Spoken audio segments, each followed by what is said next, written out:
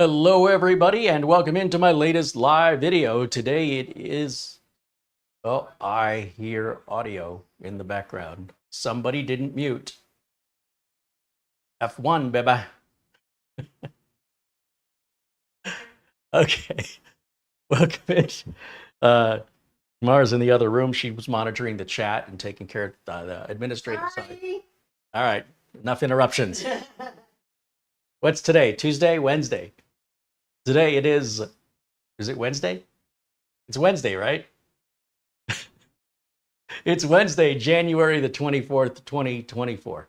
My name is CareyHolzman, and today we have an SSD comparison test, external SSD comparison test of various sizes and capacities and, of course, prices. So what we're looking at today is a 2 terabyte, a 4 terabyte, and an 8 terabyte drive. They do average about $100 per terabyte, depending on how fast the drive is. The slower the drive is, and the smaller the capacity, the cheaper the drive is. These are all name brand drives. We've got a name brand here you may not have heard of, but we've shown them on the channel a few times before, and I was very impressed with the performance, build quality, and price, the value overall and quality offered by movespeed. We're going to start with them. This drive is a USB 3.2 Gen 2 drive, which is very difficult and fairly uncommon to find on modern computers. It probably doesn't exist on computers more than 4 years old. Next to that, we've got the Pro G40 SSD from SanDisk. Now, the SanDisk model is going to be USB 3, not the 3.2 Gen 2x2. It's USB 3 or Thunderbolt 4.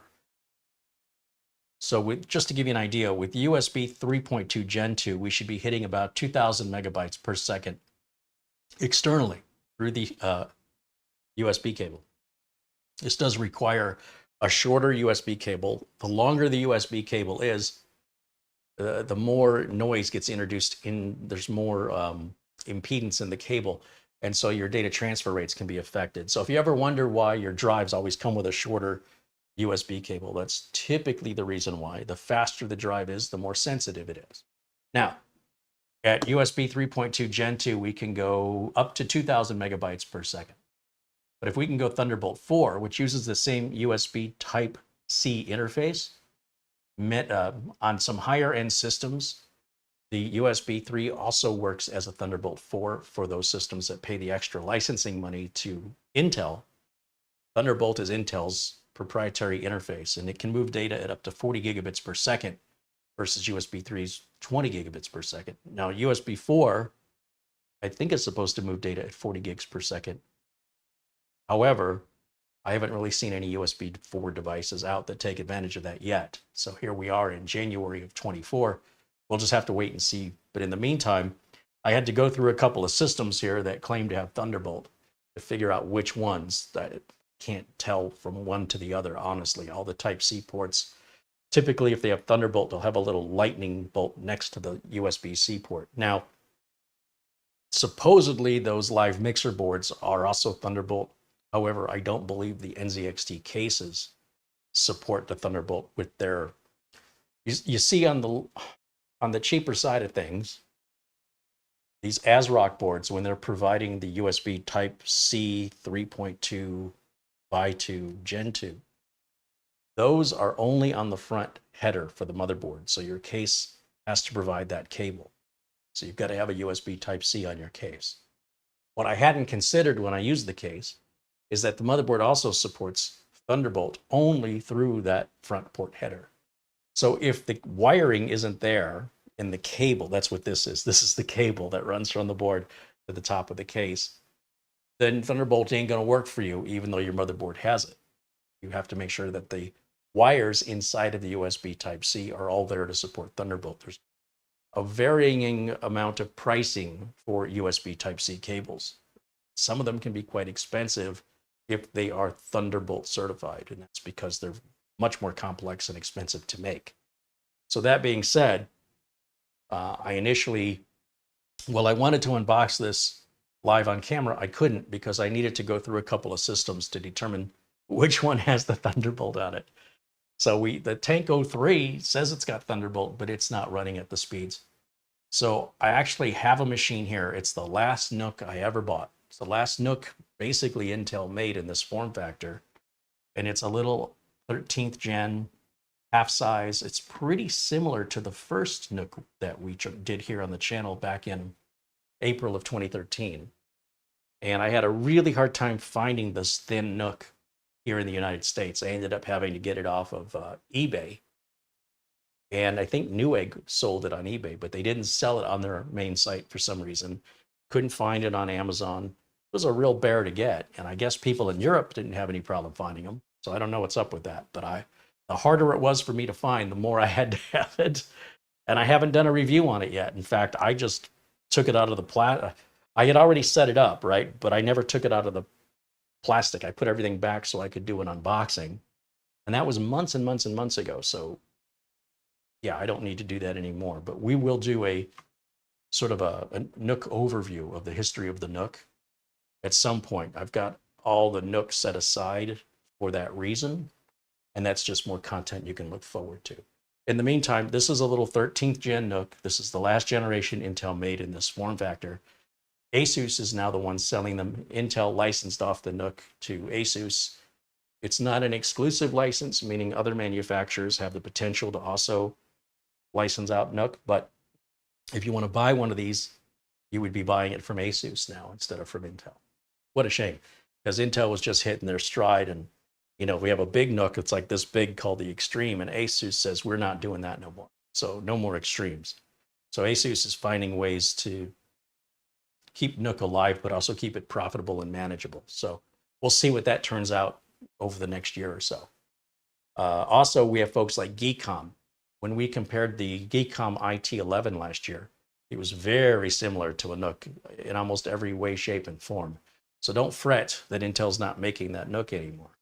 Asus will continue to make them. Companies like Geekom will continue to develop them. Simply Nook. There's a few others out there. And then, of course, you have your Nook-like machines from Minis Forum, Ace, Magic, et cetera, et cetera. So this form factor is not going anywhere. Intel sort of created it, stayed with it for 10 years, and then said, let's cut that department loose, start to trim the fat. Times are getting tough, I guess. I don't know what to tell you. So we've got the movespeed, the 2 terabyte 3.2 Gen 2. We've got the Pro G40 from SanDisk, that's Thunderbolt 4, but if you don't have Thunderbolt 4, it will work in USB 3 at 1,000 megabytes per second. But if you do have Thunderbolt 4, 3,000 megabytes per second. So that's 50% faster than the fastest USB 3.2 by 2 Gen 2. And then finally, we have another USB 3.2 by 2 Gen 2 drive. That's a 2,000 megabyte per second drive. But what makes this one special is that it's 8 terabytes. So you do the math, about $100 a terabyte, you're looking at over $800 when you include sales tax. What's interesting is I tried to find a link for this. It doesn't exist. I don't know. I guess I bought the last one. I don't know if they're low on inventory or it's a supply chain issue with the NAND chips, but this product does not seem to exist anywhere. Yet I have it, so I know it exists. And we're going to just test these out. Now, one thing they all have in common is they're very rugged.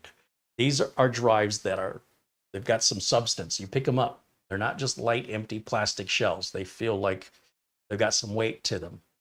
Feel like you might be able to use them for self-defense. They also are, in many cases, IPS 67 rated. That means when we talk about IPS ratings, you should be paying attention to those because your cell phone, your smartphone is going to have an IPS rating. Typically, I think it's 67. If you have outdoor IP cameras, they're weather resistant. Do know there is a difference between being waterproof and water resistant. All right. So IP67 is going to be water resistant, not waterproof. And the difference is basically you could splash this with water or spill something on it. It would be fine. These IP67 devices. But if you were to say, throw them into the swimming pool, and depending on how long they're in there, water's going to get inside. All right. So basically, it's not weatherproof or waterproof, but weather resistant, water resistant. Also, the durability of these drives. They're going to be very hard for you to destroy these drives. I'm sure I could take any of these, get up on the ceiling here, get up on the roof and throw it off the roof onto the ground. And I suspect, aside from some scratches and scuffs, it won't have any impact on the performance or reliability of these drives. So thank goodness for SSDs, because there's no external hard drive that would survive that. Not likely. Thank you guys for your Super Chat contributions. First of all, before we get to that, have you made your backups today? I'm going to ask you, have you done it? Have you been procrastinating that? Have you been meaning to do it? This is your reminder. Update your backups. If you haven't made backups before, take the time to make your backups. No one cares about your data more than you do. And if you don't bother to back it up, data recovery is very expensive, out of the reach of most people, expense-wise. And it's very iffy as to whether or not they can actually get the data back or how much of it they can get back. It's not always 100% recovery. But if you do your own backup and restore, that's 100% recovery. It's a fraction of the price. It happens a lot faster. It's far less stressful. Now, whatever you use for backup, I'm just glad to hear you're backing up. But what I use is Acronis. Acronis is a software that I use for backing up, cloning, and imaging drives. Been using it since 2009. The good folks at Acronis are supporting us here on this channel so we can remain commercial free. Basically, there's still YouTube ads. But overall, we're trying to keep the channel free, and we're trying to create a lot of content, to keep the content flowing. And it costs a lot of money. Just in drives today, for example, we have 800. I think this was 400. That's 1,200. This is like 200. So we're up around $1,400, not to mention the price of the Nook and the RAM and the storage and the operating system. This was ordered bare bones. Not to mention, this is another $1,400. So on this desk, you're looking at probably somewhere around $5,000 to $6,000. And this is all being financed by your support, your membership, your super chats. And of course, any sponsorships that we have, and they're really, I hate to call them sponsorships. They're more like, they're supporting us and they're endorsing us and we're endorsing them back. So what I really like about the products, and there's only about 4 products we do that with here. They're all products I use in my business in real life. They're all products I recommend. They're all products I think are a great value. And they're all companies that agree to support us and to offer you a discount, even though I think at their regular retail price, they are a value. But it's an even greater value for the viewers, because they said, for your viewers, Carey, we'll give them a discount. And with Acronis, they're going to keep that discount all year throughout 2024 on any Acronis product. If you don't know what Acronis is or how to use it, just search my YouTube channel here and you can watch a complete walkthrough. Same is true with the remote access software Instant House Call. That's the software I use to log into my clients anytime they have issues, or even new customers that have never logged into before. Remote House Call makes that. Remote House Call? Instant House Call makes that remote access very simple for both of us. Sometimes getting people set up for the first time over the phone with other remote products, it makes me want to pull out my hair, if you were wondering what happened to my hair. And Instant House Call makes that about as painless as I can imagine. So it's very simple. Finally, our friends over at RoboForm for password management, and our friends at VIP CDK Deals for Windows and Office software keys. That's it. Not shoving anything down your throat. This is all stuff I think people need. You need backup software. You may not need remote access, but if you're watching this channel, you're probably somebody that friends and family call for help. And if so, remote access, the free stuff is very limited, and Instant House Call is very inexpensive, especially compared to other bigger brands. And it's the only remote software I know of that has repair tools built into it, specifically for text. Of course, password management, I have so many logins and passwords, I have no idea. Thank goodness for RoboForm. I've been using RoboForm and Acronis for 15 or more years. So whether or not they want to support us, I still use and endorse their products regardless. And finally, you know, when it comes to Windows and Office software keys, you never quite know if you're paying too much or if you're buying a legitimate key or a stolen key. So at least with VIP CDK deals, you know it's legit. You know it's guaranteed. Everything I'm talking about here is guaranteed. Everything I'm talking about has free trials, and everything I'm talking about has discounts for you guys. And that's helping to keep us creating more content and taking the pressure off of asking you guys to finance everything. So trying to take the load off of them, and I'm trying to take the load off of you. And if we all work together, as we have been, we've got an amazing variety of content, subject matter, and not shilling for anybody. You know, there's products I genuinely like, and I'm going to endorse them one way or the other. So if they'll join on board with us, there's nothing better I can ask for. And if you'll support us too, in any way that you see fit, we certainly appreciate it. It's never expected, but it's always appreciated. Taking a look at the chat room, say hello to everybody joining us here. Scrolling. I may not be able to go back far enough. Hold on, I better go over here.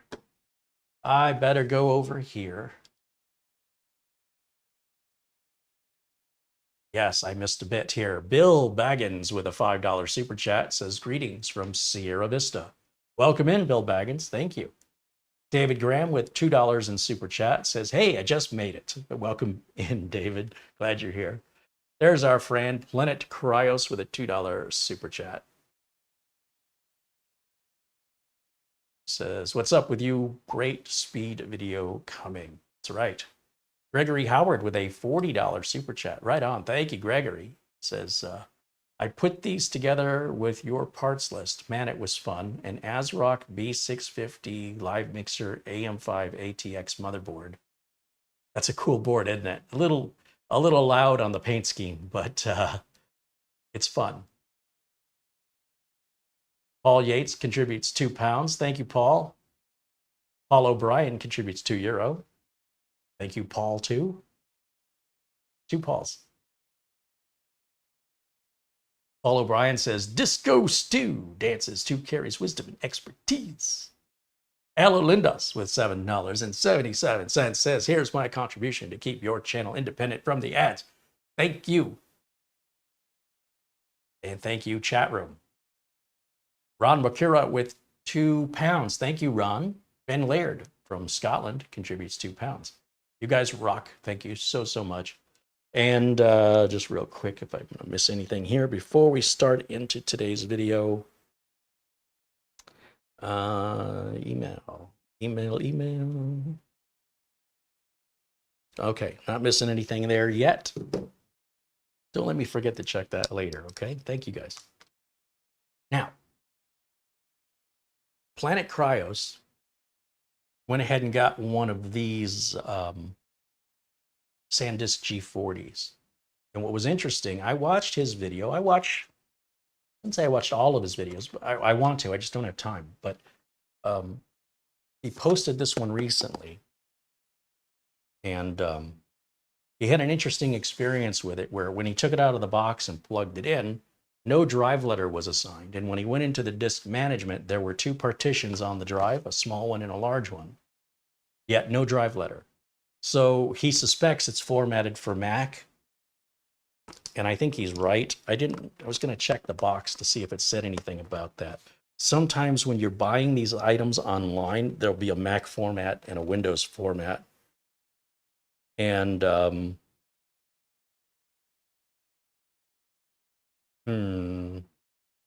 guess this doesn't say, but the bottom line is, in his case, he deleted one of the partitions. He deleted the big partition and then recreated that partition and formatted it. I think that's what he did. And he also said he could have gone into the disk part command and just cleaned the drive. He said that's probably what Carey would do. I think that's what he said. And that's exactly what I did, because I experienced the exact same thing with this. When I plugged it in to my Thunderbolt port, it sees there's a drive attached, but it does not assign any drive letter to it. When you go to disk management, it's got a small partition and a big partition. So to Planet Cryos, it wasn't just you. And if you order one of these, don't be freaked out if that happens. I simply dropped down into an elevated command prompt, did the disk part, selected disk 1, typed clean. That erases the drive entirely. It wipes out all partitions. Then I type exit twice, once to get out of disk part, once to get out of the elevated command prompt. Then I go to disk management and it says, oh, there's a new drive attached. Do you want to partition it? I just click next, next, next, next, next. Then I have one giant partition. Then I right click, format that partition, next, next, next, next, next. We're ready to rock and roll. It's really not that big of a deal. There's no reason to send it back just because you plug it in and you don't see a drive letter. So again, I'm not sure why that's happening. The only thing I can imagine is it's a Mac format, but I don't know why they would do that, given that that's not the most popular format. And I thought maybe they would write something on the box. I might have to look at the Amazon reviews. Oh, you know what it does say? Formatted APFS, Mac OS 10.13 plus. Well, there you have it, right? There may be different versions of this if you don't want to do that. And you'll have to look through to see if they have somewhere in the fine print, if this will if this will focus, if it will tell us. See right here, formatted APFS, Mac OS 10.13 plus, iMachine compatible. That's why it's formatted that way. That's my first experience with that. So bear that in mind if you order this, or any other drive for that matter. You never know when you might order a drive, you plug it in and you've inadvertently formatted a drive, purchased a drive where it's pre-formatted from the factory for a different platform, such as Mac. It's not a deal breaker. It's no big deal to reset the format.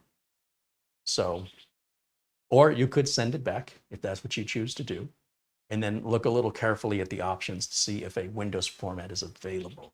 That's pretty unusual, and that's typically only on the really high-end Thunderbolt stuff that you're going to see the Mac format even being offered, quite frankly. A lot of these are primarily focused for people that are doing digital photography and things where they need to offload the data from the camera very quickly while they're in the field so that they can free up memory card space on the camera and move the data to something rugged they could carry around with them while they're in the field with the camera for as long as they're going to be out there. Photographers will take, thousands of pictures at a time. They're shooting in raw format. It doesn't take long to fill a memory card up. Some photographers even purposely take a lot of smaller capacity memory cards and just swap the cards out. And they'll go through, 5 or 10 or more cards. Then eventually you got to move all that data back to something when they get back to home base. So in this way, they can do this in the field. Keep the one card and just move the data off. And, up to 8 terabytes is no joke, but pretty much aimed at photographers. And because of that, when you combine that with the Thunderbolt interface, photographers and Thunderbolt interface lead you to Mac a lot of times in that field. So that's why that's formatted for Mac. Hope that clarifies that. Now, these two are not Thunderbolt. These are going to be both USB 3.2 Gen2x2, and those are going to work specifically for Windows out of the box, but are also compatible with Mac if you choose to either format them in a Mac format. In other words, there's nothing hardware that's different about them. It's just how they're formatted. And then whether or not you've got your Mac configured to read NTFS or exFAT or however these are formatted.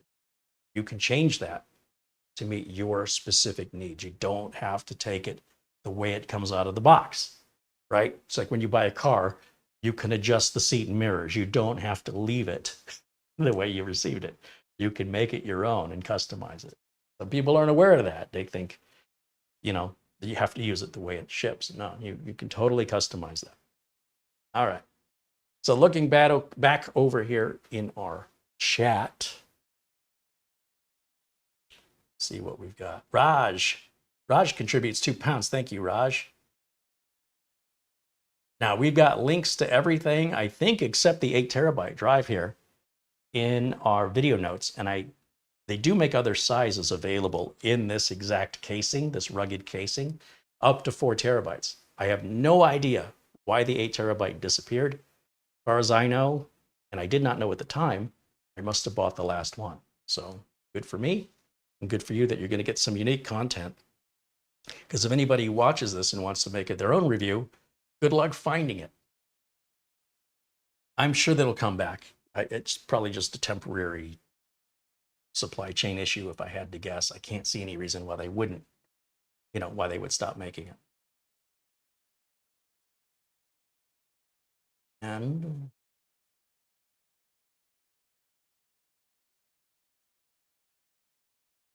scrolling.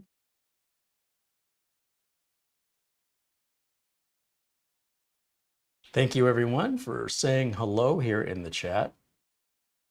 Matt says he received his MSI Meg motherboard last night and it came in a box 5 times too big with little to no packaging.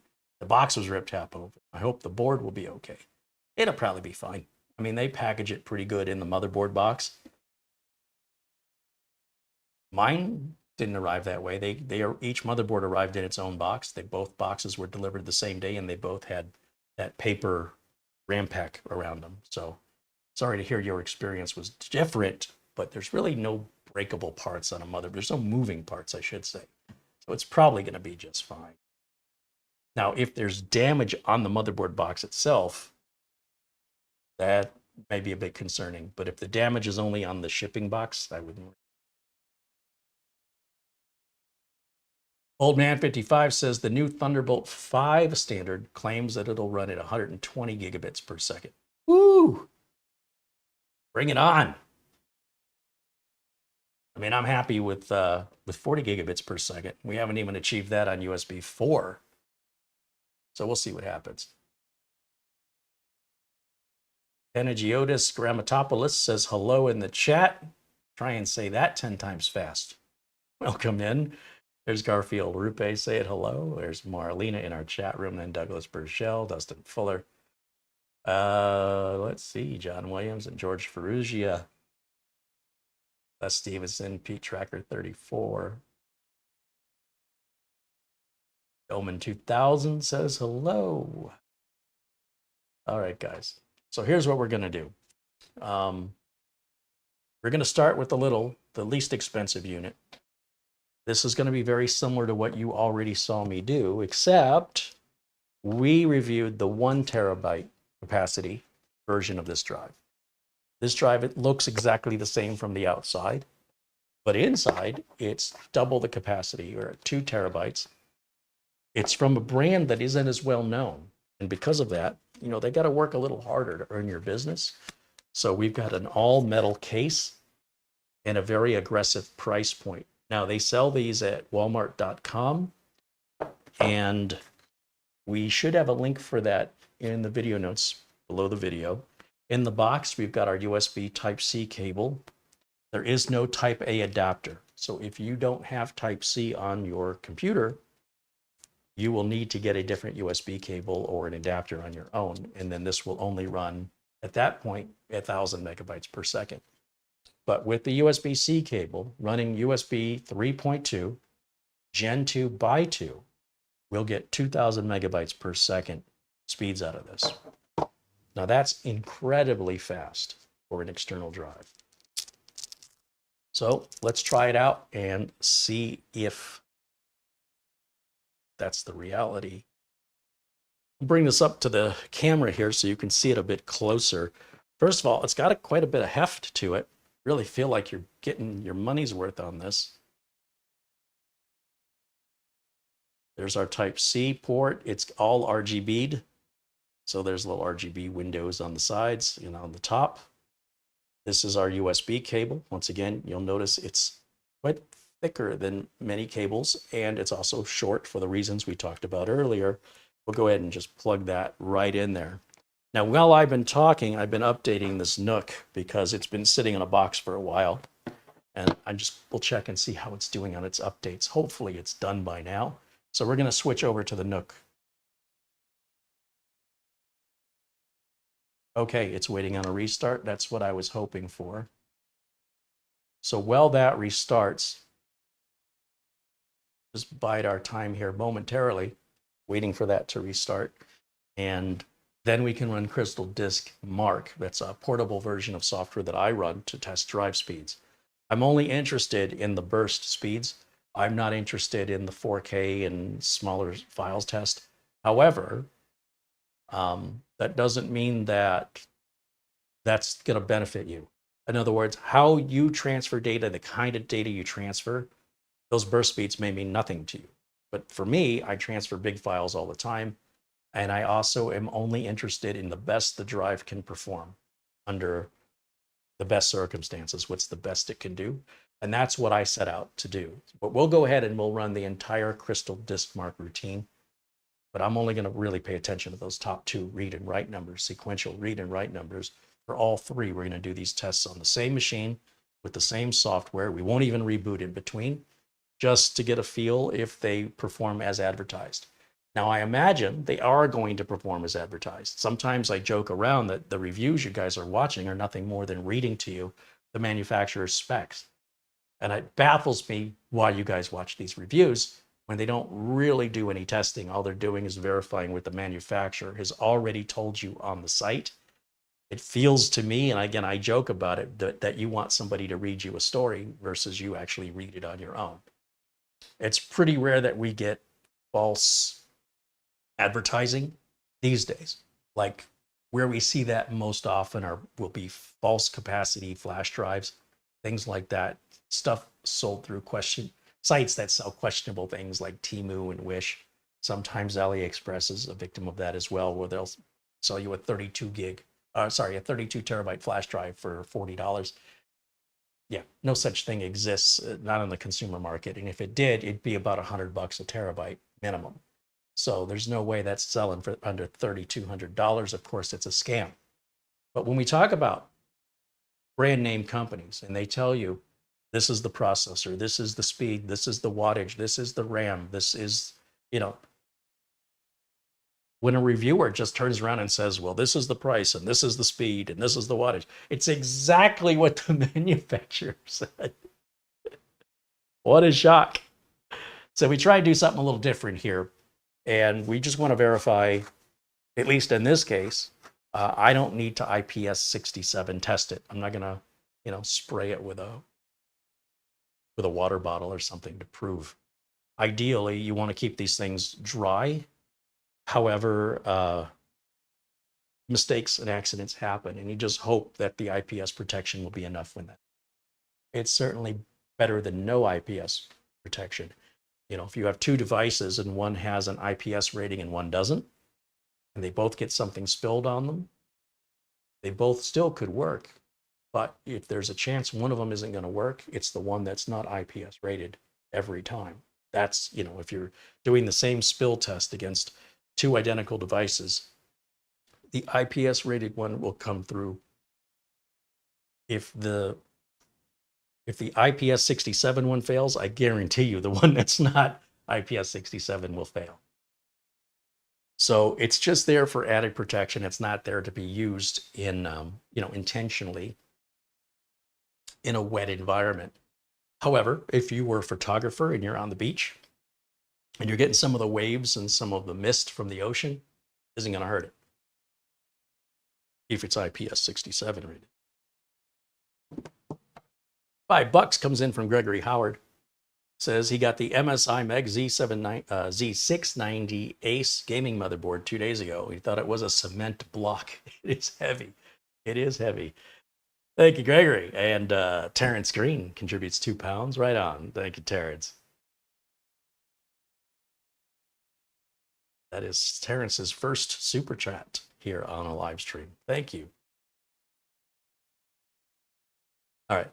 This is probably installed all those updates in the background by now. Is it rebooted? Let's take a look, see how we're doing. Hopefully we're at the desktop. We are. Thank goodness. All right.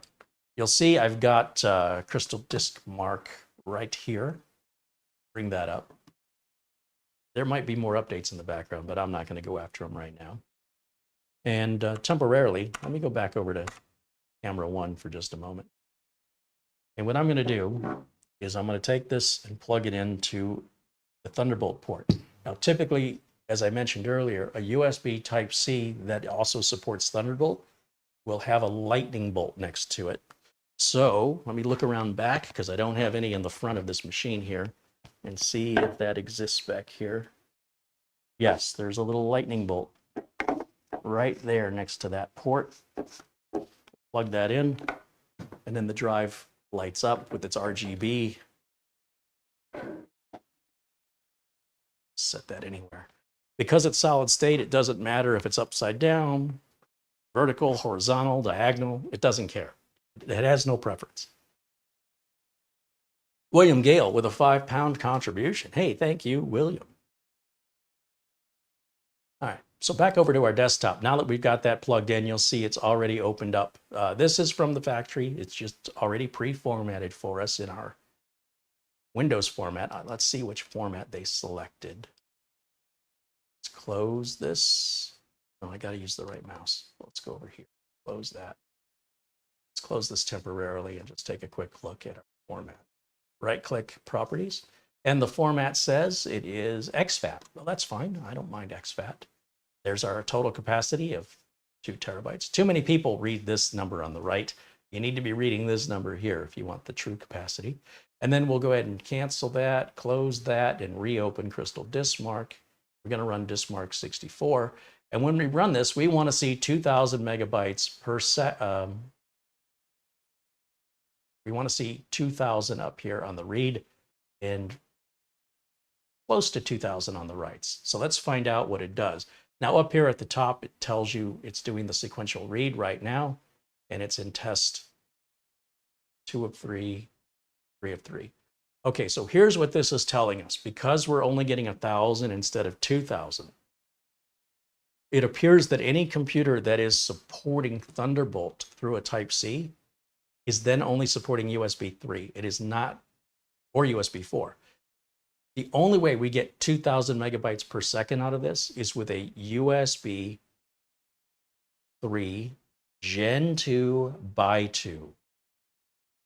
I know this gets a little complicated, and I'm kind of upset that the USB committee has made this so complicated.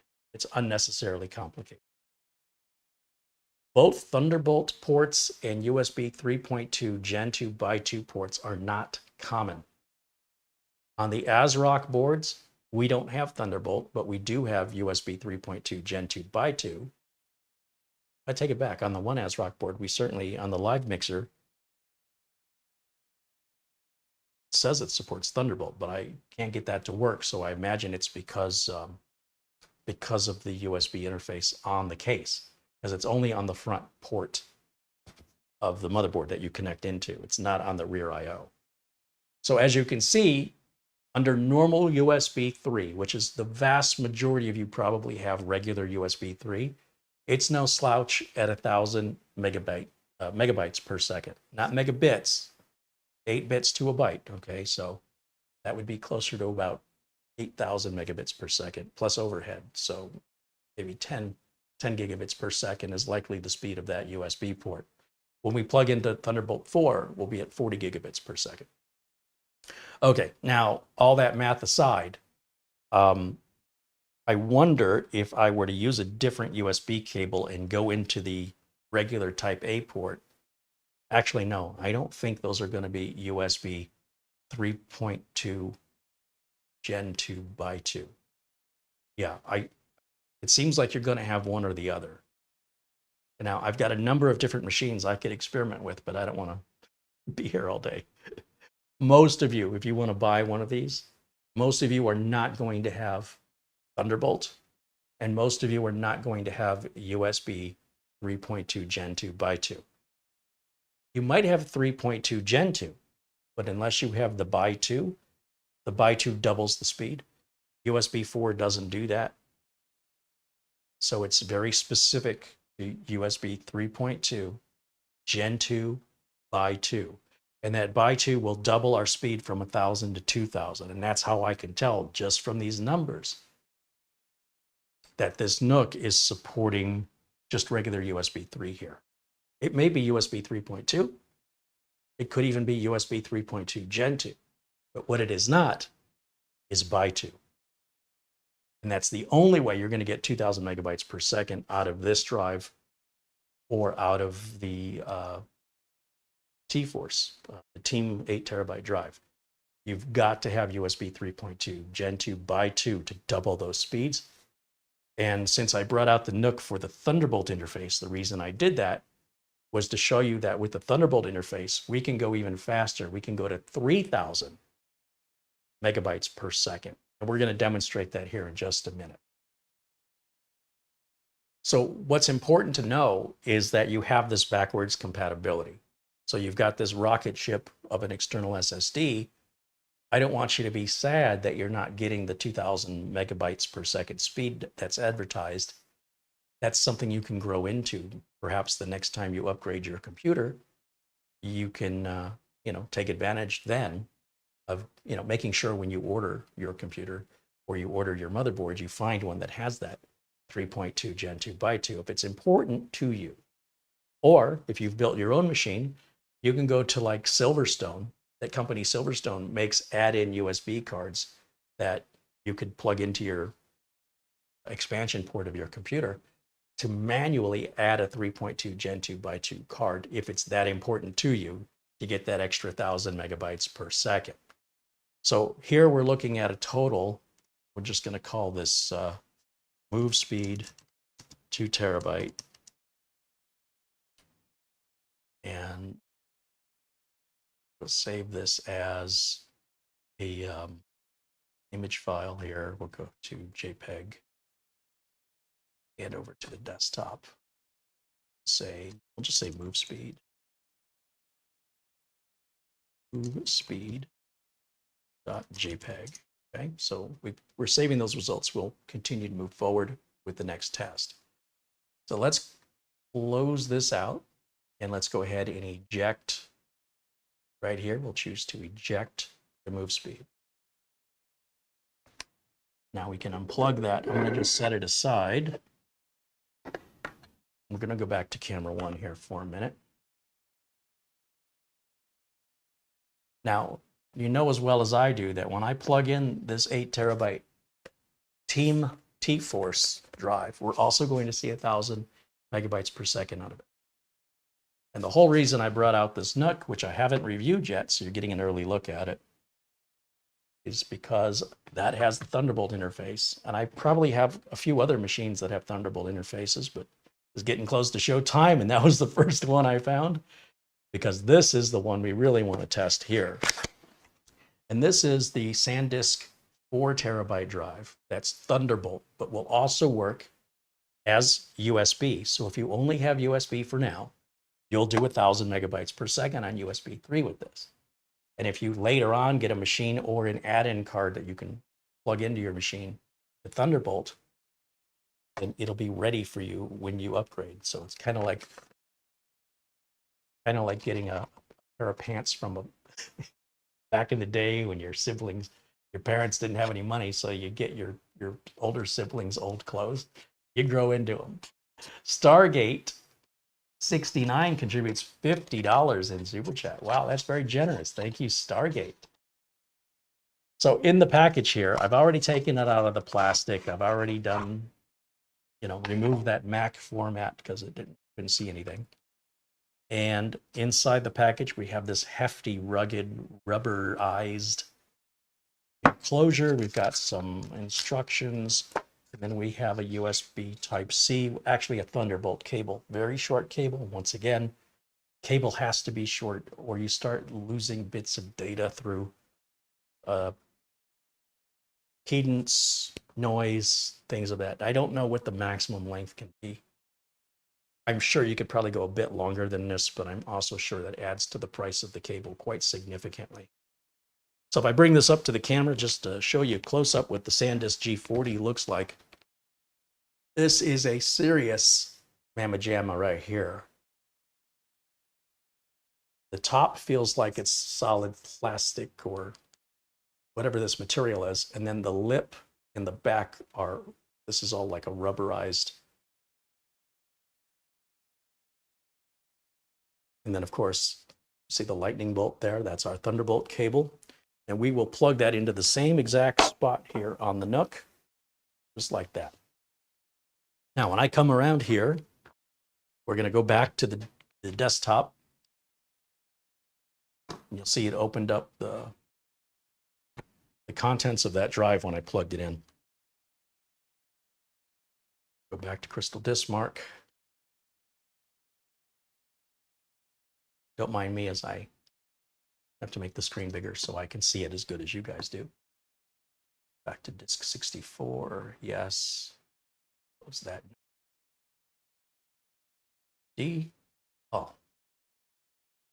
Wait till you get a load of this. Now, as you can imagine, you could be moving hundreds of gigs of data very, very quickly, mind-blowingly quickly, at 3,000 megabytes per second. It's dead quiet. It's low heat. It's very ruggedized. We do have a little LED next to the plug on the unit itself that flashes. That's important because that tells you that reading or writing activity is taking place. You do not want to unplug a drive where reading or writing activity is happening. You need to wait for that to stop. Or you can go to the icon, down here on the bottom to eject the drive and wait till it tells you that the drive is safe to remove, because it may take a minute on these external, basically NVMe drives. They're taking up quite a bit of power. And so when you pull it unexpectedly like that, especially in the middle of a read or write cycle, you could corrupt the data or shock the system. So do be mindful not to unplug it while it's writing or reading data. Now, if you watch up here, you'll see that the progress of what's happening is occurring up here. And that's an incredible number. But again, if your system does not have Thunderbolt 4, you can still use this in your USB Type-C port and you'll get a third of the speed, but it's still a third of the speed is still fast. Like most of your flash drives are only running 100 megabytes per second, thereabouts on average. And if you have a high-end flash drive, it might run 400 megabytes per second. And we're looking at about 9 times that, 8 times that. It's about 8 times the speed. It is quick. And what good is it being quick if it's small, right? You'll fill it up in no time. So having a 4 terabyte capacity should be pretty reasonable, for that speed. Wouldn't make any sense to have that speed on a small capacity drive. It's not like you're going to be waiting there that long anyway if you're moving a small amount of data. But if you're moving large amounts of data on a regular basis, this is it. This is, as far as I can tell, about as good as it gets. And we're looking at about $100 a terabyte. So right around a $400. Probably could pick it up if you watch for sales, maybe $350. Might have been as cheap as $319 for a limited time. But do expect to pay around $100 per terabyte for an external SSD that's name brand and warranted. So the warranty on the movespeed, since we're talking about that,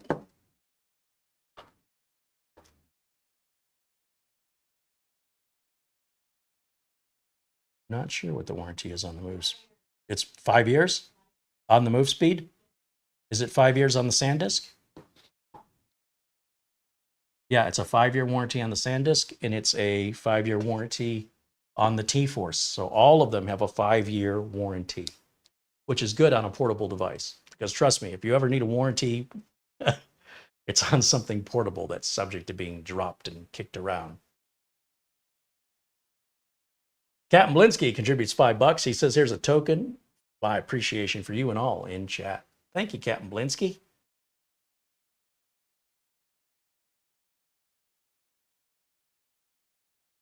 Right on. Got some nice contributions today. Appreciate you guys. Now, I'll tell you what, while we're waiting on that last number, I'll just check my email here and see if anything's come in. Yes. Mark Gaines sends an Amazon gift card for $50. Right on. Thank you, Mark. Mark joins us from Northern Ireland. $25 from William Gale.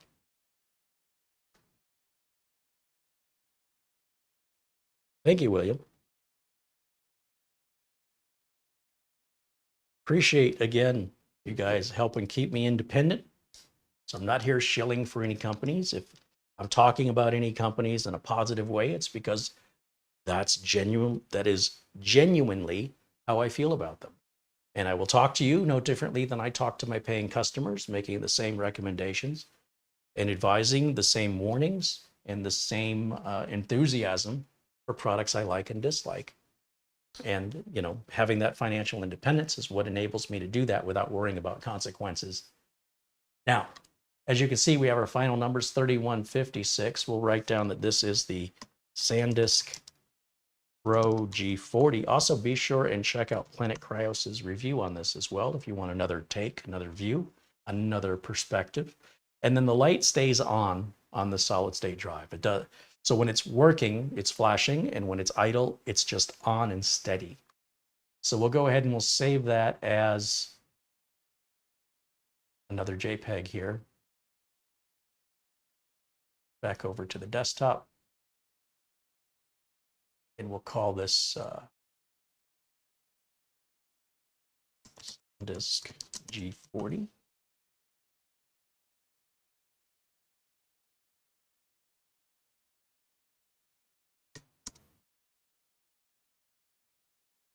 Probably have to hit the right buttons though, so bear with me for a second. I can barely see that screen. It's really small font. Okay, so there's our first drive, second drive. Close that out. We're going to go down here. We're going to say we want to eject. Interesting, it shows it as a Western Digital black. Western Digital owns SanDisk. Now we can unplug this drive safely, and we'll go back over here to, well, before I go to camera one, just in case you were wondering what the specs of this little tiny Nook are and why it's dear to my heart.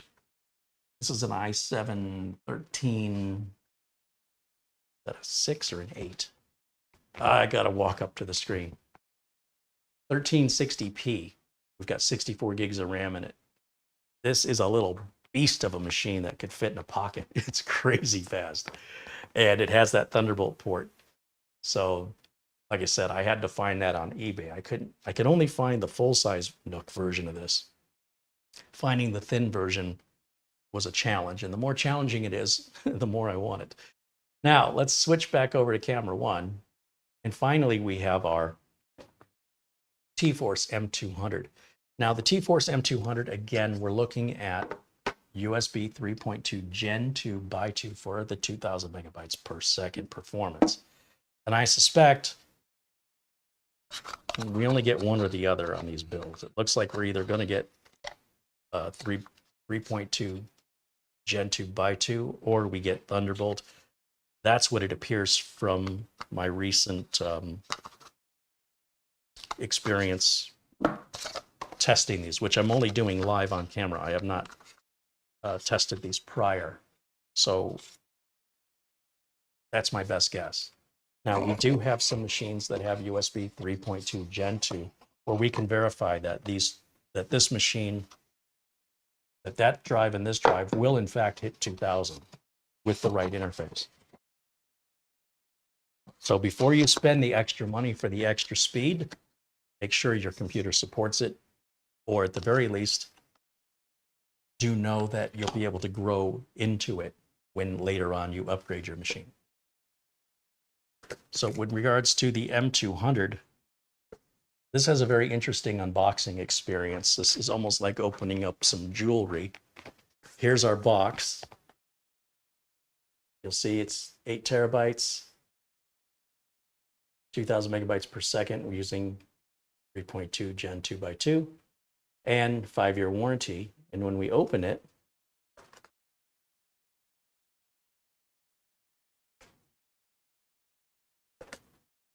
there we go.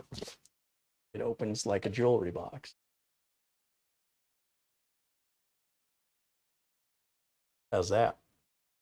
And then what we've got here is a metal ruggedized enclosure with our USB-C port right underneath there. Pocket size. And then below this, is our USB-C cable. So let me step around.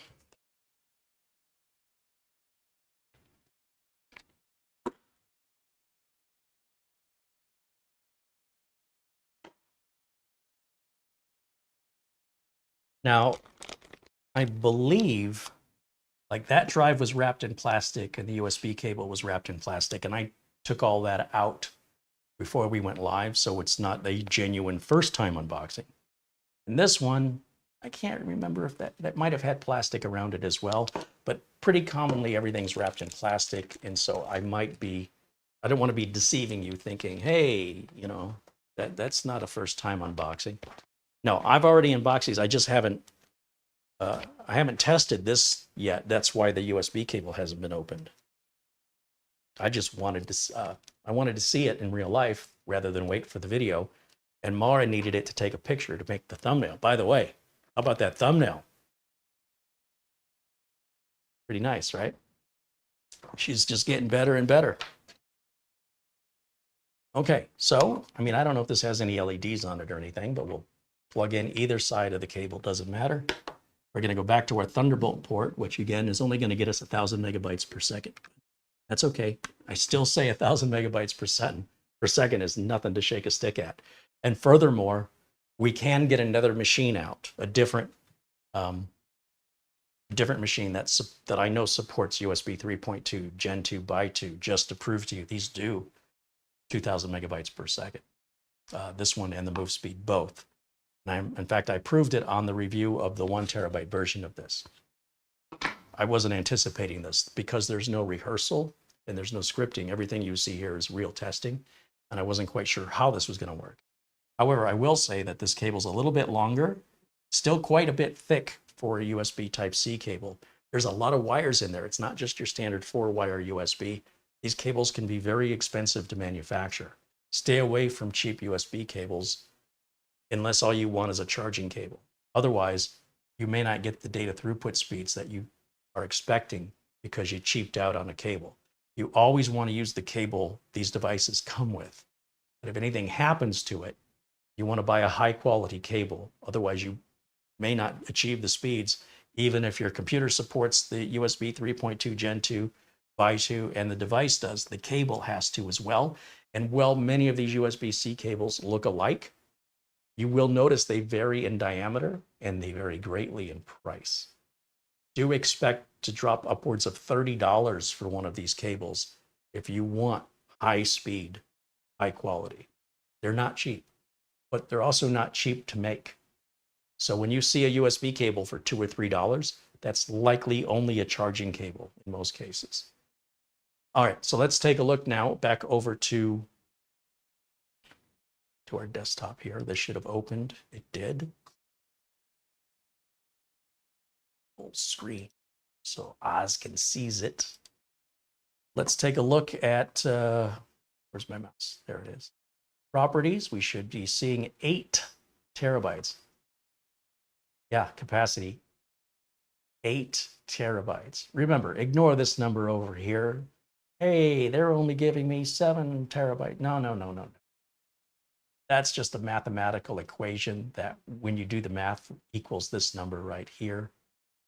You can learn more about that of gigabits versus gigabits. They're 2 different types of calculating space, but it's still the same amount of space. Like if you changed my name from Carey to Joe, I'm still the same guy. You can call me whatever you want.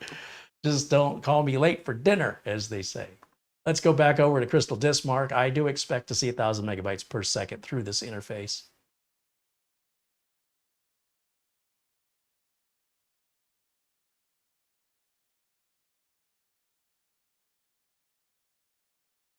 Drive D.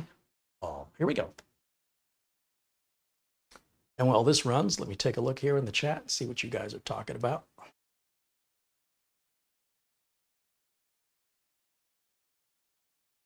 For reference, I added a link to an article about Thunderbolt just in case.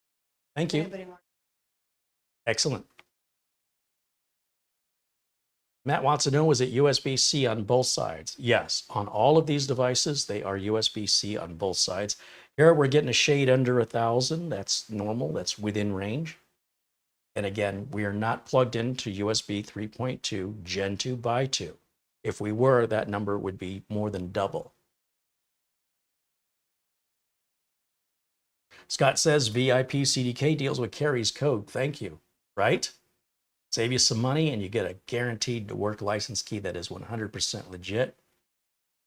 Just trying to help you guys out, help them out. It helps us out.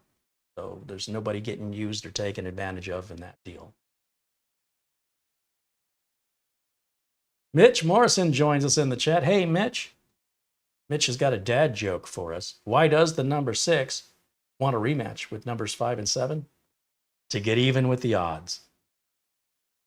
Wah, wah.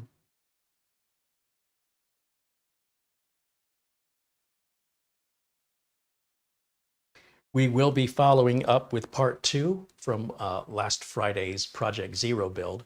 We have to put the motherboard into the case along with our power supply and get it wired up. I don't know if Mitch will be joining us for that or not. I haven't talked to Mitch for a few days, so maybe. But definitely on Friday, we're going to do a part 2, last Friday's build. So we're gonna, we've got the motherboard all prepped and the BIOS updated, and now we've got to put the motherboard into the case along with the power supply and show you how all it gets wired up with Project Zero. All the cables run behind the board. All the connectors are moved to behind the motherboard. It's pretty unique. And if you missed that video, I strongly recommend watch last Friday's video. William Gale says he uses Acronis for backups. Well, first of all, nice choice. But second of all, and more importantly, I'm glad you're making backups. Because at the end of the day, it matters more to me that you're making backups than what you're using to make the backups with. So, I mean, if you already have a solution that's working for you, keep doing it. However, if you're not making backups for whatever reason, it's discouraging, it's too time consuming, it's too confusing, I strongly recommend you try Acronis for that reason, and use the discount code if you like it and save some money. Scrolling through the chat here as we're waiting for these tests to complete.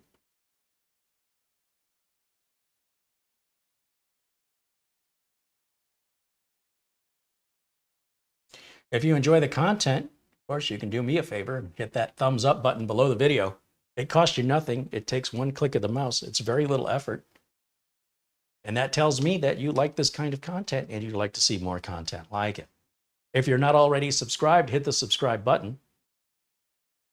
And if you hit the bell icon next to it, you can turn on notifications so you'll know anytime I post a new video or I go live.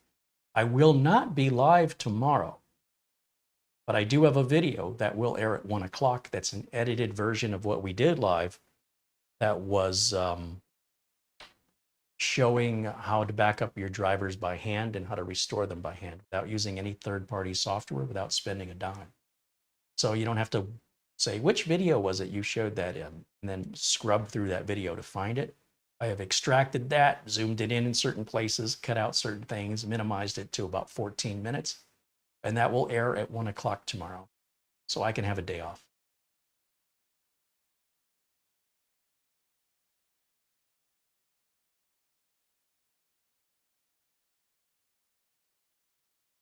I was looking for my like and subscribe thing. There it is. I found it sooner or later. Yeah, there's the thumbs up. You hit the subscribe, hit the bell to turn on the notifications. That's how that works. That's all free. If you like the content here and you want to support us, we have memberships. Now, what memberships cost is $9.99 a month. And what you get for that is every Monday at 1 o'clock Arizona time, which is 12 p.m. Pacific, 3 p.m. Eastern, I go live to members only. Now, when I do the members only videos on Mondays, those videos will never go public. I also may release some members only content throughout the week that will later become public, right? That's just like members get an early look at it. But the Mondays videos, those never go public. If you become a member today, you can go back and watch all of the previous Monday shows. It's a lot of it's behind the scenes kind of footage, what's going on here at the channel, along with sometimes a diagnostic or a repair or an upgrade that I feel I want to do for the members. The idea is that maybe at some point I might extract that piece of the video and make it public, but the video as a whole will never, ever be public. It's only for members. It's my way to show my appreciation to the members. We have a fraction of members to subscribers. I mean, it's a teeny tiny little fraction. Why that benefits you is your ability to talk to me if you want to talk to me. Sometimes it can be a little difficult for me to see your comment when we're crowded in a chat room, and some shows are busier than others. But because the members only videos are available only to members, then only members can see and chat in that video. That way it's a lot more intimate, and I can literally shout out everybody's name in the chat room, which, when you have several hundred people watching, that can get boring real quick unless it's your name being called, and can take quite a while to get through the list.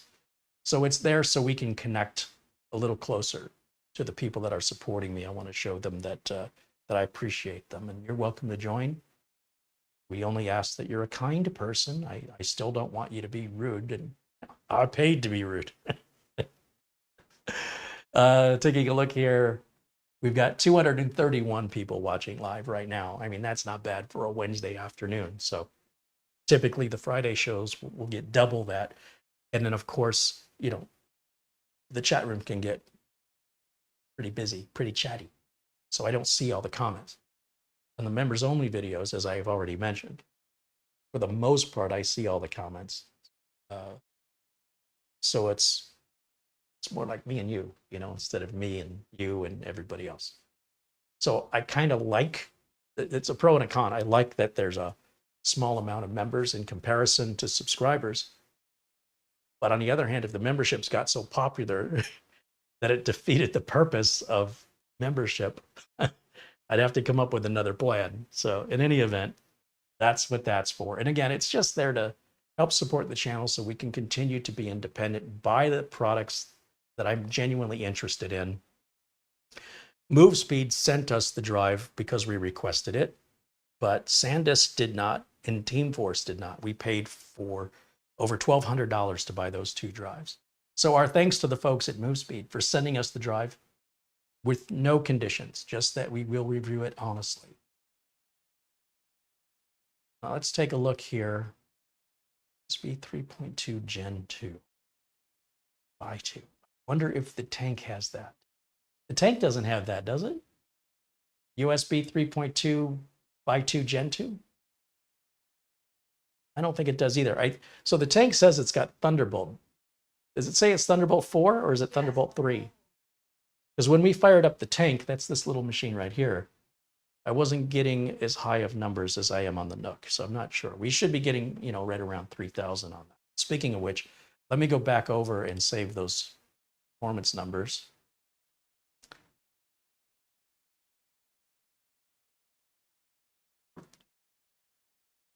And it's going to be a JPEG.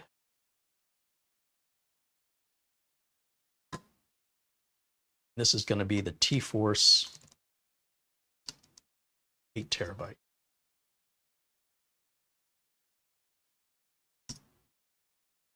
Okay, so there's our 3 test results. Now, as I mentioned, I pulled out the little Nook here because of the Thunderbolt interface, which is not the ideal interface for 2 of these 3 drives. Only that SanDisk G40, which is why it's called professional. USB 3.2 Gen2x2 type. Oh, it's a type A? I thought it was only type C in that format. All right, so interesting. Let's go ahead and shut this down and we'll fire the tank up. Now, Mara is just what's the word? Tank is my absolute favorite mini PC ever created on the planet. She likes the tank. Amazing. Infatuated was the word I wanted. Love it. I like it too. It's also a $1,400 little gaming PC that may be the best portable gaming PC we've ever seen. I had to order it from AliExpress. Don't get me wrong, there's a lot of mini PCs that are designed for gaming, but a lot of them are using integrated graphics, such as the AMD RDNA 3 is like the best of the minis, the really small minis. This Mini, much like the Minis Forum i7X Nook or Nook i7X, has a laptop 3080 in it. So the laptop versions of the chips aren't quite as robust. However, way more robust than integrated graphics. So let me just move some cables around here and we'll fire this one up and see how it does. So in order to do this, we'll unplug power here and HDMI, Ethernet. Look how tiny this thing is. Can you believe it? All that power. And you can see why I was really pulling out my hair to find one of these available. Did find it finally on eBay through Newegg. Weird that Newegg offered it only on eBay and not on their site. I don't know what the availability of these are. They're not cheap, but they're also totally worth what you're paying for because of the power and longevity, the build quality of these. I still have the Nook i3 that we built in 2013. In fact, I have it here. And if you compare the two, the Nook i3 from 11 years ago now, April of 2013, we're just shy of 11 years. It's essentially the same case. And you can go back 11 years in this video library here on my channel, and you can pull up the original build. We ordered this bare bones, and I had to put storage, RAM, and an operating system on it. And we had to upgrade the operating system. I think we went from Windows 7 to Windows 10, and that's where it sits today. And it's just starting to run a little bit sluggish because it's being used for remote access since the pandemic. It had never been used that way before, but it's still running the same exact parts. No parts have needed to be changed. And before M.2, this had what's called MSATA. So if you've never seen this review, go back to April 2013 on this channel. But just as a comparison, that's the i3. Forget what generation this is, but this is the 13th gen. And it's essentially, if anything, the 13th gen is a little smaller. Did you look at that? So the first Nook from Intel, the last Nook from Intel, at least in that form factor. And they had a promotion where you could get this stick-on. When I bought it, it's probably Newegg. When you bought it, there's a company that makes these, and I don't even know if they're still around. I guess they're still around. You send them your favorite picture, and they'll print out a sticker, basically, that fits on top of this Nook with the cutouts in the right place for the LED and power button. So we got a picture of Lyle on there. And that's the way it stayed for 11 years. It still works perfectly today, boots in like 13 seconds. It's just that when you start bogging it down with a bunch of modern applications, it's a little tough to keep up. But that's good quality, at least in my opinion. Let me set that back here and let's fire up the tank. Now the tank has a massive external power supply. As you can see, when it comes to the Nook, we're using this brick right here. When it comes to the tank, that's the brick we're using. That 3080 needs some power. It's also, what is it, a 12900H? It's a high-end Intel processor in there. So again, all laptop parts. Let me move this aside because I don't want to confuse myself. So I'll just put that over here. And let's move that with it.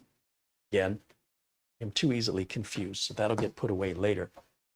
So the tank, if you haven't watched this review, this is something else, let me tell you. About $1,400. We got it from AliExpress. The manufacturer's name is Chatree, C-H-A-T-R-E-E-Y. Took about 2 to 3 weeks. It's about 3 weeks to arrive. And, you know, there's some concern.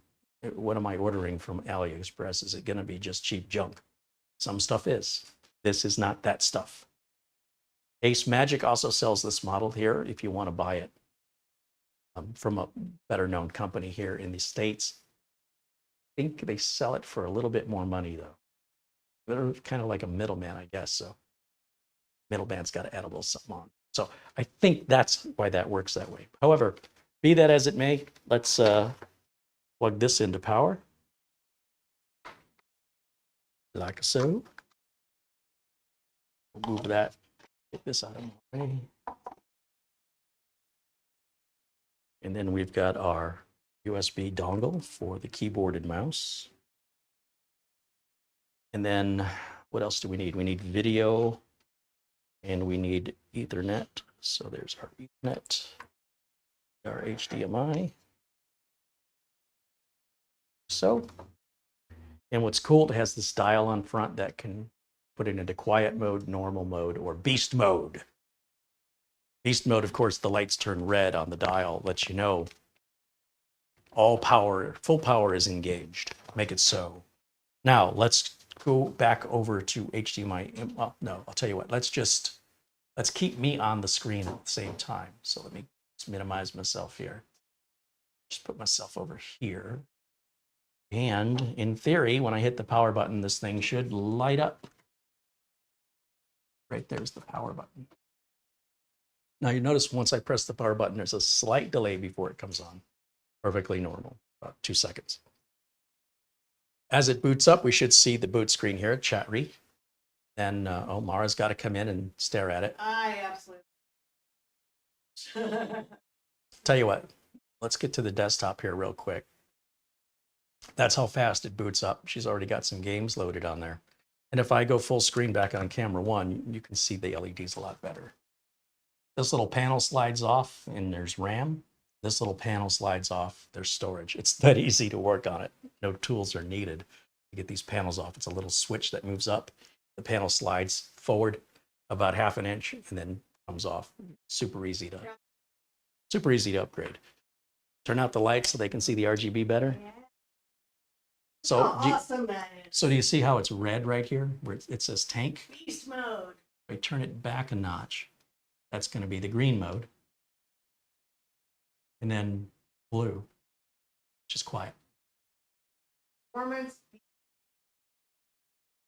Okay, so that's energy saver.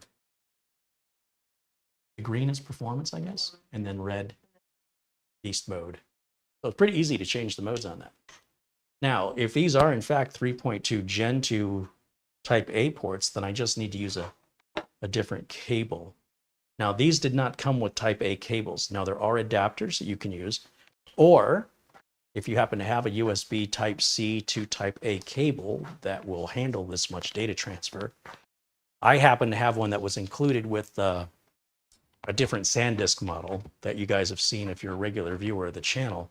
SanDisk on their Extreme SSD line includes 2 USB cables, one Type C to Type C and one Type C to Type A. Obviously, the drive itself is Type C, and the other end is intended for the machine. Now, I don't know if all these USB ports are the same, so I'm going to just take a guess here. We're going to start with the T-FORCE. Plug this in here and then here. And then I'm going to switch back over to desktop. Cable's working. And then close that out. And we're going to bring up Crystal Disk Mark. We're going to switch to drive D. Oh, we're already on drive D. Let's see if that's truly Gen 2 by 2. If I don't see 2000, we're close to 2000. That is a far, far cry from what I was expecting. So, okay, that's definitely not. So I'll tell you what, I don't want to continue this. Let's stop that. Let's try the front USB ports. Not all USB ports are created equal. So let me disconnect here. Check that. Let's come around the front. Plug that into the other side up here.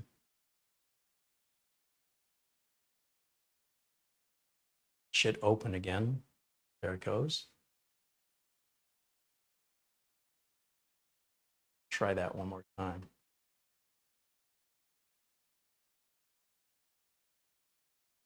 It's also possible, you know, I've got my keyboard and mouse dongle plugged in the front that may be sharing the bandwidth.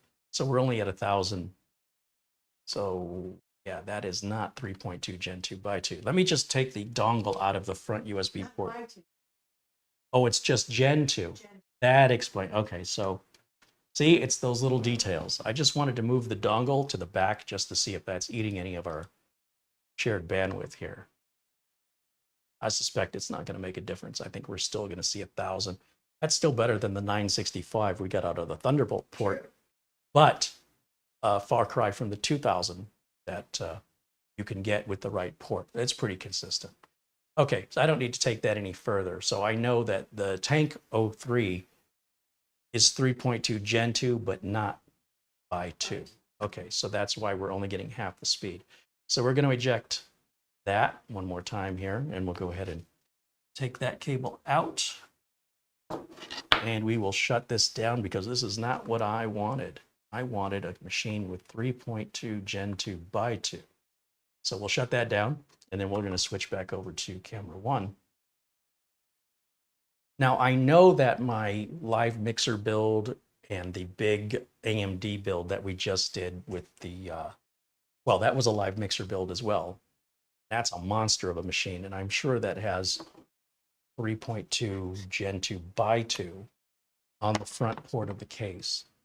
Now, that's a monster of a machine, so bear with me here for a minute, and I will get that set up for you guys. I want to put this other Type-C to Type-A cable back where I can find it, because I don't want to get them confused. And again, you can go on Amazon and buy those cables. Just bear in mind, the cheaper the cable is, the less likely it's going to carry high data rates through it. So be sure and read reviews. You can also probably buy a cable direct from the manufacturer if you want to be sure. From the manufacturer of the solid state drive. Okay, so let's get that out of here. Let's get this out of here. This bad boy is just impressive. Laura was able to load up a couple of games from Steam or Battle.net, whatever it is, and just played them perfectly, no issues. I want to get this out of the way. It's definitely one of our favorites. Don't mind me as I'm walking across the studio to find a place to put this, because we need room for that big black and red build from a couple weeks ago. All right. Keeping me busy, guys. Look at all this exercise I'm getting today. Whose fault is this? Phew! Need a drink. Okay, that's enough. Let me step over here. I've got a number of computers below the camera. You guys can't see the mess. We have a lot of projects happening here. So I'm going to move these. This is the motherboard box with the components for this build. Just need to get it set aside. And this thing is also a beauty. Whew. Look at that. $400 liquid cooler in there. How crazy is that? But it works really, really well. So let's go ahead and give it power. Let's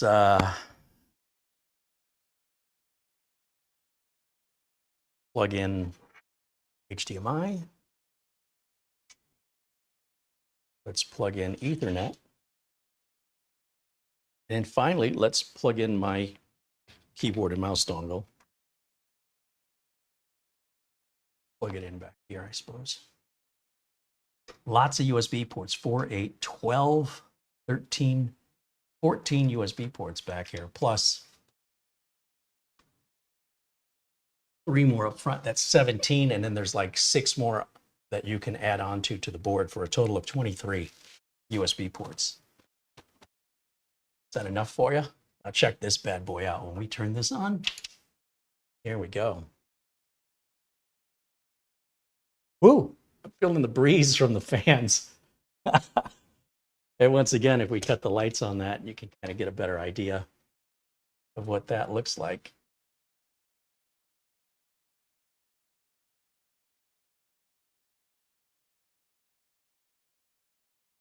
And in just a moment here, if I switch over to our HDMI input, should be about booted. Oh yeah, we are booted. Look at that. Mara says she loves the wallpaper that she selected. Let me go back to camera 1 for a second. That should be showing our temperatures and stuff. I don't know why that hasn't kicked in, but you can do all kinds of stuff with this little screen. It's pretty neat. Anyway, it's not all about show. This thing can actually go. So here I've got the, bring the lights back up. I've got the same T-FORCE one that we've been struggling to find, a USB 3.2 Gen 2x2 port. I do believe that's what this is right here. Plug that in, switch over to our HDMI input. Yes, it opened. And then we'll go, let's close this window and bring up Crystal Disk Mark. And we'll run Crystal Disk Mark. Whoops, that's an INI file. That's not what I. Yes. Ooh, that thing's fast. We're on drive D. Let's run all the tests, see what it does. I want to see 2000. Come on now. So the struggle that I'm going through finding a machine that has the right ports is the same struggle you're going to go through. If you want to order one of these, you need to do your homework. You likely don't have 30 machines laying around. I do, and it's hard for me to remember which machine has which equipment, which hardware. But you can see there's no false advertising on that 2000 megabytes per second. We're actually doing better than that when you plug it into a compatible port. But the benefit of it running slower means it's backwards compatible, so it's not like you can't use it. So even if your port is just USB 3, you're still going to be, able to use this just at half the speed. Now, I kind of laugh a little bit when I say half the speed because 1000 megabytes per second is freaking fast for an external drive. 2000 is crazy, and 3000 that we achieved through Thunderbolt is insane. Insane is, to me, above crazy. So there you go. Those are our numbers, and I'll let that complete. And as I do, let me take a look at what you guys are talking about in our chat room.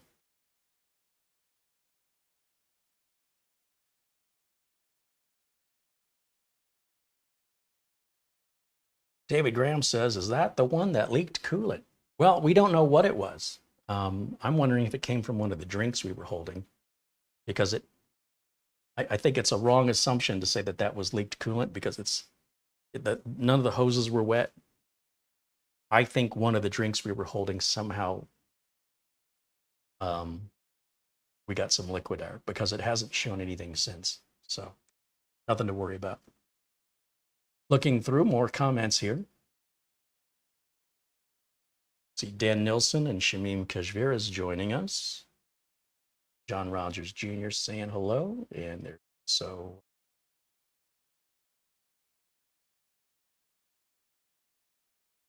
just looking through, Gary McGraw says, Carey, you've got too many toys. Yes, I need to sell some of these. Terrell Cockerman says, Intel no longer owns the Nook line. This is incorrect. Intel owns the Nook line. They're no longer manufacturing it. And if you Google this information, you can learn that they've only licensed the Nook line to ASUS. It is a non-exclusive license, meaning Intel is free to license it to other interested manufacturers. But the person you're paying for the license is Intel, because Intel owns it. So just so we clarify, add information in the chat room.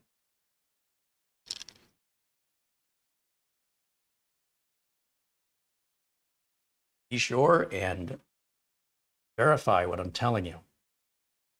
Don't take my word for it. It's all available. Information's all available if you can be bothered to look. All right, let's see. Scrolling through the chat. Ben Laird said he got a cumulative update to Windows 11, but yesterday was not Patch Tuesday. Sometimes Microsoft will release what's called out-of-band updates. If they feel an update is important, then they don't want to wait until the next Tuesday. That is, I don't want to say it's not uncommon, but it's kind of uncommon. It doesn't happen very often, but it does happen sometimes, and it's nothing to. Scrolling through some more here, see what else we have.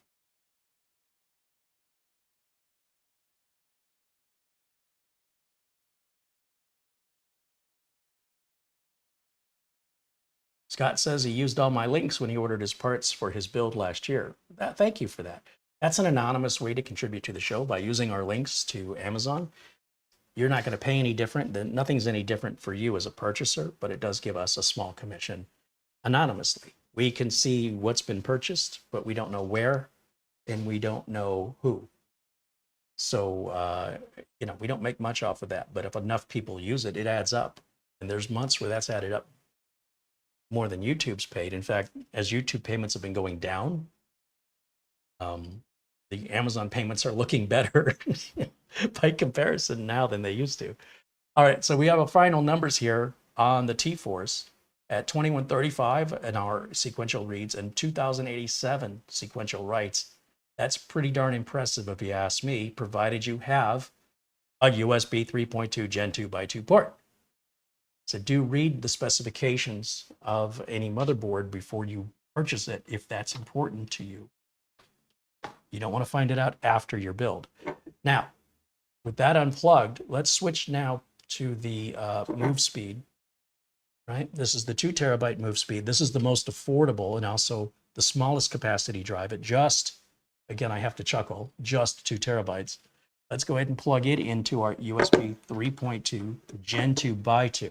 Now on this motherboard and all those USB ports, to the best of my knowledge, only that one is USB 3.2 Gen 2x2.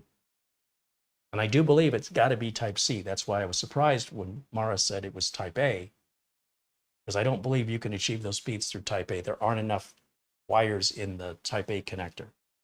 There's many more wires in the Type C connector. So when you put a Type A adapter on it, you're effectively slowing it down, at least from a Type 2 or a by 2 perspective. Now, let's switch back over to our desktop. Once again, it's opened up the drive letter here and shows nothing's on that drive. And I have to go full screen so I can see it the way you guys see it. There we go. Back to Crystal Disk Mark, back to the 64 version. D and run all, and hopefully we'll also see 2000 or close to it on this drive.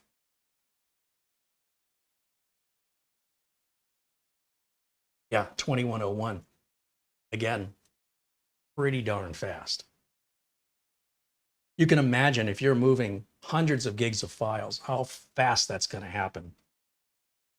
Faster than your network, maybe even almost as fast as copying it internally.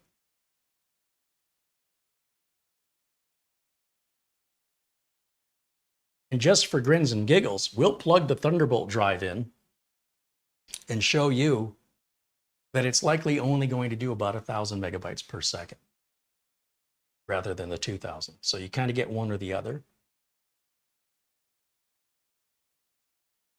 There's probably a way if you want to add, like I said, Silverstone does sell the add-in cards. I'm sure other manufacturers make them as well, but Silverstone I know and I trust. And I'm sure it's possible to have both, but the way that they're selling boards and pre-assembled systems appears to be one or the other. So you'd have to customize something yourself if you wanted both. Thunderbolt does come with an Intel tax on it. Basically, it's a licensing fee that Intel collects. That's why you don't see it very often. And it's typically used in professional audio, video, photography. Otherwise, most home users have no need for it. Because not only is Thunderbolt expensive due to the licensing fee, Thunderbolt devices also have to pay the licensing fee, and that makes them more expensive. And because they're high performance, they have more costly internal components. Steve Mercure says that's going to transfer data faster than I can click on OK. It is. The first time I moved about 12 gigs of video files for editing, I couldn't believe that it did it in like 10 seconds. I was like, there's no way. Might have been less than 10 seconds. I couldn't believe it moved that much data that fast. But it did. The files were all intact. Everything was there.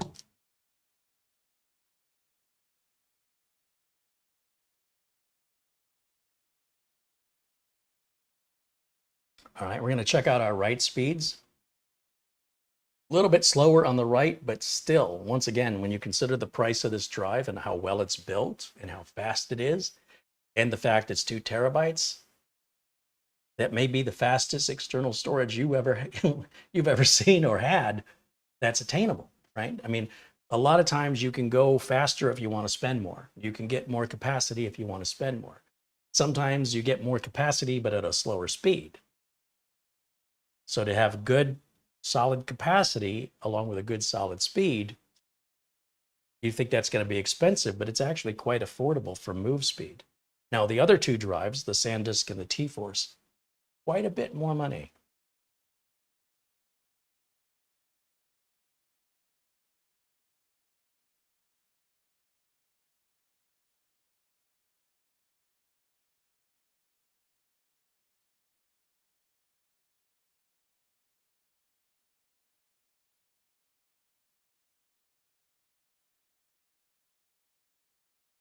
Do they make fast USB sticks? Well, we define fast USB sticks by a different measure.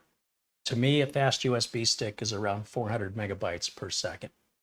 So in order to retain these kind of speeds, you're going to need something bigger that can stave off the heat and has enough of room for all of the NAND chips. So if you're looking at something pocketable, something very, very small as a typical flash drive, I like the SanDisk Extreme Pro flash drives. They'll run 400, 500 megabytes per second, up to 1 terabyte maximum capacity, but they're only 3 inches big and half an inch wide. So it's got to be physically larger to go any faster or have any more capacity at this time in January of 2024. That will change in the future. But if you want bigger capacities and faster speeds, you basically need a device a couple inches wide and about 3-4 inches long minimum, just to make room for that technology. All right, so there's our final numbers. And again, as advertised, okay, nothing surprising here. Now we'll close that and eject the drive, and we'll show you what happens when we plug the Thunderbolt drive in. It's not sad news that it's going to run slower. It's good news that it runs at all, because what that tells you is you can plug that into any USB port and you're going to be able to read it. It's just going to run at whatever speed that USB port will support versus not working at all. You know what I mean? Like, that's a good thing. All right, so what I do, did I put this back in the box? Darn OCD. Let's plug it in and see what happens. I'm going to guesstimate 1,000 megabytes per second.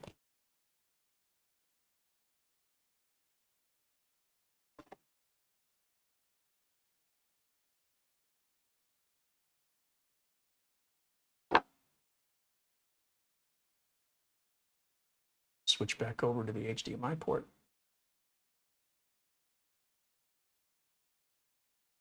Go over here.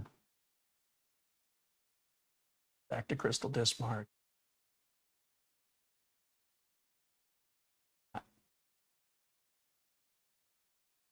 See what it does.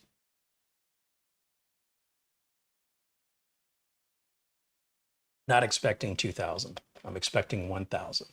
Yeah, there you go. So it's as I suspected. You're going to get one or the other. You're going to get USB 3.2 Gen2x2, or you're going to get Thunderbolt. Not both. So it's just a different technology. 1,000's not bad.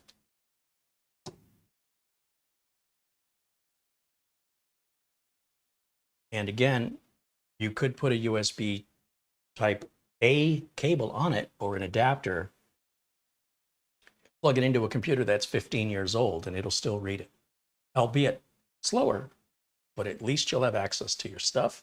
And then when you plug it into your main important machine, hey, you get your full speed. If speed's important to you, it costs a bit of money. On the other hand, it's very rugged, very capacious. It's a large capacity. And the prices have never been better. So if you think the prices are a lot now, you should have seen them last year. Prior to that, you couldn't even get capacities this big a couple years ago in solid state drive. And if you did, you know, they'd be running at most 500 megabytes per second. So in just a short time, we've come a long way, and I expect that's going to continue in the years ahead. So you could also just wait until 3 days before you die, and it'll probably be exactly what you want at the right price. But then you won't have much time left to use. So at some point, you got to make a decision as to what's good enough for you for now. And then depending on as your needs change and as your priorities change, technology evolves to offer a smaller, faster, more capacity, cheaper, typically. Now, do know that there is some limit being made on NAND chips and memory chips in manufacturing. It's like price fixing. I think there's going to be a lawsuit about this in a couple of years, but for right now, manufacturers are intentionally slowing down the production, well, allegedly intentionally, slowing down the production of memory chips and NAND chips because the prices have fallen and it's not profitable for them anymore. So they're going to reduce manufacturing. That's going to limit inventory. That's going to raise the price, supply and demand. It's going to reduce the supply. Well, the demand remains the same. It means the prices are going to go up. We expect prices to go up this year by 25% minimum. So whatever you think is expensive today in memory prices or storage prices, by the end of this year or throughout this year, they may be as much as 25% or more higher. Then what will happen is people will stop buying it as much. Then the demand goes down and end up with this supply they can't sell unless they reduce the price. And then when they reduce the price, then their competitors also reduce their price, so you'll buy theirs. And then we're right back to where we were a few months ago with prices plummeting, and around the wheels she'll go. While you can still look for sales now and again, do expect prices will likely go up on RAM and storage this year. So if you buy it today because you're afraid it might go on sale, it's probably not going on sale anytime soon. If anything, the price is only going to go up. Or if you want, just play a little game. Pick a website, any site that sells RAM or storage. Pick a product, write down the date and the price. Don't actually buy it. Just play this game to see if I'm right.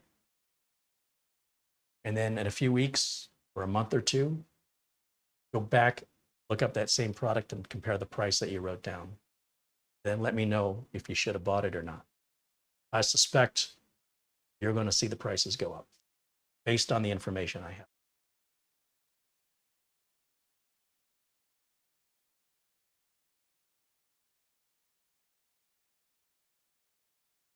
And there's our final numbers right there on the Thunderbolt drive plugged into our USB 3 port. Now that's a 3.2 Gen2x2, which makes no difference on this drive. It's going to run the same on any USB 3. But we will see 3 times the speed plugged into a Thunderbolt 4. Okay, so do know what you're buying, what to expect, and why the prices are what they are, depending on Thunderbolt interface is more money, and of course, more capacity is also more money. This build, I'm almost done. I just need to do a little, there's like one cable there I got to fix. I've got a rear fan I want to change out just because it's too small. I want to put a bigger one in, and then I can put the back panel on. It's done. It's a little big for shipping, so I don't think I will be selling it. However, I think this machine will go over here temporarily. We're going to give the streamer maybe a couple weeks off and make this the new streamer for a little while. And I might rotate the streamers around a little bit since this is kind of getting a little long in the tooth. Nothing's wrong with it. Just want a little variety and mix things up. Now we're here close to the end of a 2-hour show. If anybody has any questions for me, I'm happy to address your questions now. If you asked something earlier and I did not see it, please ask it again. Things get a little crazy in the chat room, and so I don't often see a lot what's going on. I also want to check the phone while I'm waiting, and then if there's no other questions, then we'll wrap it up for today. It looks like we're all caught up as far as Amazon gift cards or contributions go. I don't think I've missed anybody, but if I have, please let me know. I don't intentionally leave anybody out like to say thank you to anybody who shows that generosity. Anybody, any generosity. I owe you a thank you.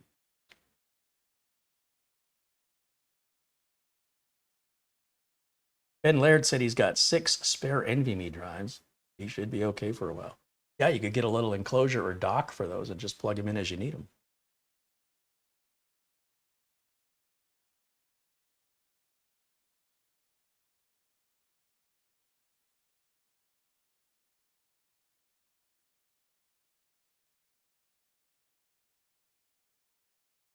Okay, so I'm not seeing any more questions, so I'm going to go ahead and just start saying my goodbyes at this point. Thank yous. Thank you for guys for joining me in the chat and for this amazing community. Thank you for those of you who have contributed. A shout out to our friend Buster, Peter Laycock. I don't see him in there today, but I'm sure he'll watch later. And when he does, hello to Peter. And of course, to our friends Oystein, Frankie B, John, Jack Wilson. These are some frequent, generous contributors that have really made a difference, made a very big impact on what we're able to do here on camera with what we can afford to do. And with all the regular contributors, we have some folks here that contribute a smaller amount, but very often.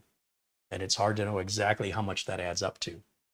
But my sincerest gratitude for that, because it all adds up, whether it's an Amazon gift card, a super chat, your membership, or simply just being kind in the chat room, really, which doesn't cost anything at all.